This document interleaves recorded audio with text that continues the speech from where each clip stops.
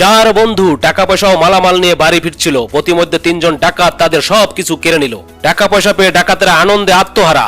এমন সময় ডাকাত সর্দার বলল, আগে ক্ষুধা নিবারণ করা যাক, তারপর সম্পদ ভাগ হবে। কথা অনুযায়ী একজনকে খাবার আনতে বাজারে পাঠানো হলো। পথে যেতে যেতে সে ফন্দি আটলো, অপর দুই বন্ধুকে মারতে পারলে সব সম্পদ আমার হবে। সে তার সিদ্ধান্ত অনুযায়ী খাবারের সাথে বিষ মিশিয়ে আনলো। অপর দুই বন্ধু চিন্তা করলো, এতগুলো টাকা দুইজনে ভাগ করে নিতে পারলে পরিমাণে বেশি পাওয়া যাবে। তারাও বুদ্ধি করলো, খাবার নিয়ে আসা মাত্র তাকে হত্যা করবে। তাই সে ফেরা মাত্রই দুজন অস্ত্র দ্বারা আঘাত করে তাকে মেরে ফেললো। এবার দুই ডাকাতের মধ্যে যে সর্দার ছিল সে চিন্তা করলো, এই সম্পদের মালিক যদি আমি একাই হই তাহলে অনেক সম্পদ পাওয়া যাবে, তবে আমার চেয়ে কে আর এত ধনী হবে। তাই সে অপর বন্ধুকে মেরে ফেললো। সে একাই এখন এত সম্পদের মালিক। সে ভাবলো, আগে খেয়ে নেওয়া যাক, এরপর সম্পদ নিয়ে বাড়ি ফেরা যাবে। তাই সে বিষ মেশানো খাবার খেয়ে ফেললো। খাবার সাথে সাথে মৃত্যুর মুখে ঢলে পড়লো। বন্ধুরা, অত্যধিক সম্পদের লোভ মানুষকে